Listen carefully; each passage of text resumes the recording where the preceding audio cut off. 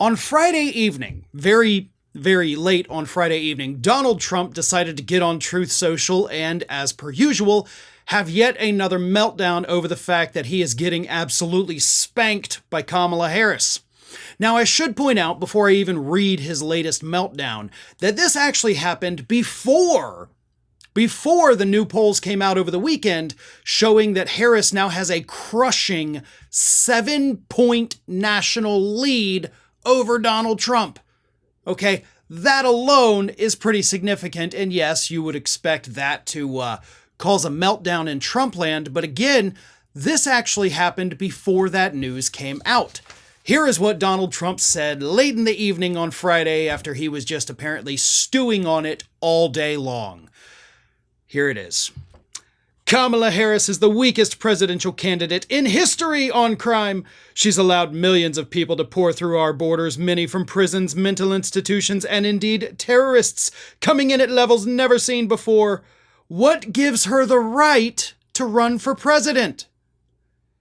She got no votes to Biden's 14 million. She failed in her previous attempt, was the first one out of 22 people to quit, never made it to Iowa, and now she's a presidential candidate? This is a threat to democracy. No, it's a threat to your campaign, and that's why you're freaking out. Because so far, you can no longer, by the way, call this the Harris honeymoon. It's been over a month now, and she's only getting better in the polls. Like, the polls haven't stalled. They have not tapered off. If anything, they're getting better for her by the day. So she has every right to run for president of the United States. She meets the constitutional criteria. So how dare you ask how she even has a right to run for president? For the record, when you start attacking your opponent as somebody who may not have the so-called right to run for president, you've lost the game. You have absolutely 100% fallen off so bad that maybe you're the one that shouldn't be running for president because you're so flippin' bad at this. But let's address a couple of the actual claims he made, because it's obvious from this post that he is trying to get on a message here, right? Like, he's trying to say she's bad on crime, she's bad on the border. Well, violent crime across the United States has actually fallen over the last 2 years. Fallen to levels, by the way, below Trump's last year in office. So violent crime is better today than it was when Trump was last in office. So you probably don't want to hit on that, because the Democrats can hit you back even harder. As for your claim that people are coming into this country from prisons and mental institutions, there is no truth in that at all, and never has been. That is literally something he made up, I guess, years ago, and just stuck with it.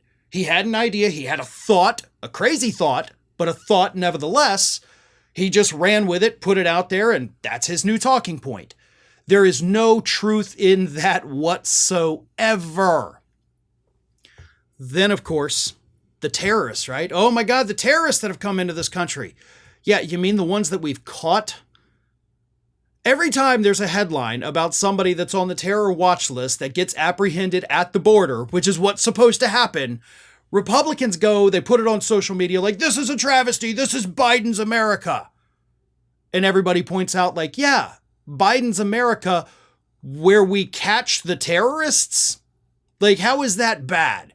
Whenever there's a big drug bust at the border, Republicans are like, there it is. There's all the horrible things. It's like, no, we got it. We stopped it.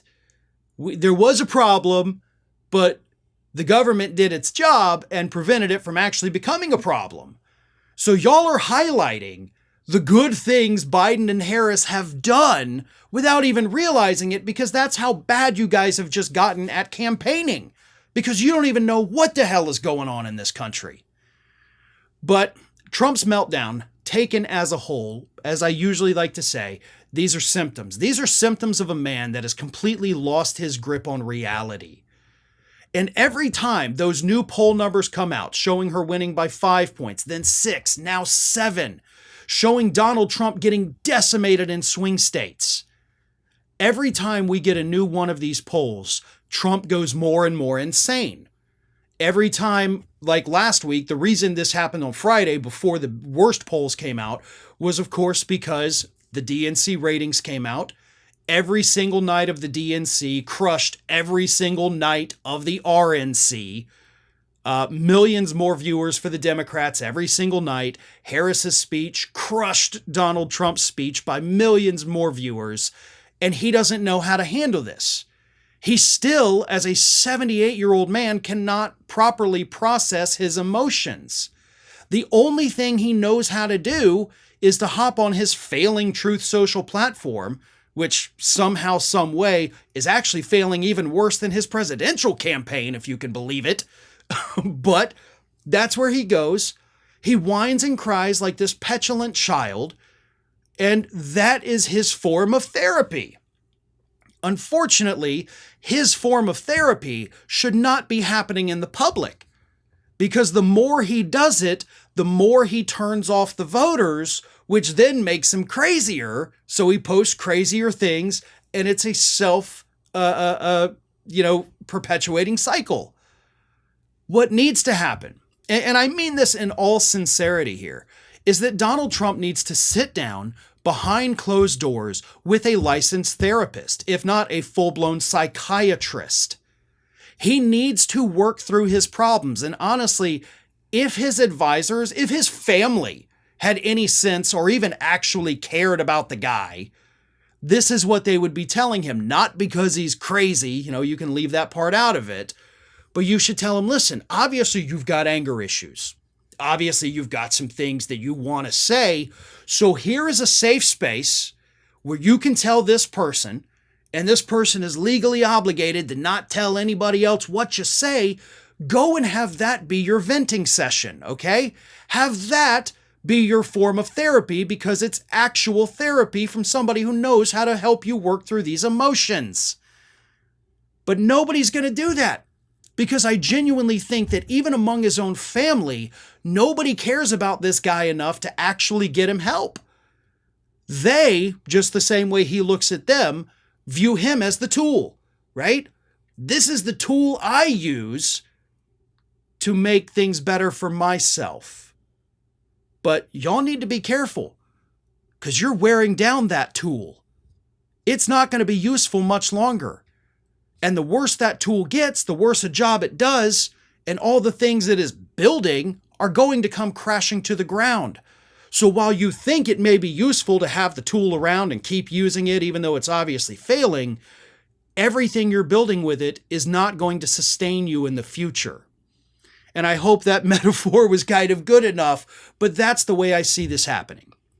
If Donald Trump had anyone in his life, anyone at all, and throughout his entire life, if he had anyone that ever genuinely cared about him, this is what they would have told him. And his campaign would not be in the shape that it's in today. But it is, because through 78 years of his life, not a single person worked with him on how to handle his emotions, never sent him to a professional to learn how to handle his emotions. And now, he is just an emotionally stunted 78-year-old that's tanking his own campaign with his nonstop online temper tantrums. Well, folks, we have crossed that 1 million subscriber milestone, but rest assured, we are just getting started here at Ring of Fire. So if you're not already, please do subscribe to the channel and make sure to like, share, and comment on the videos.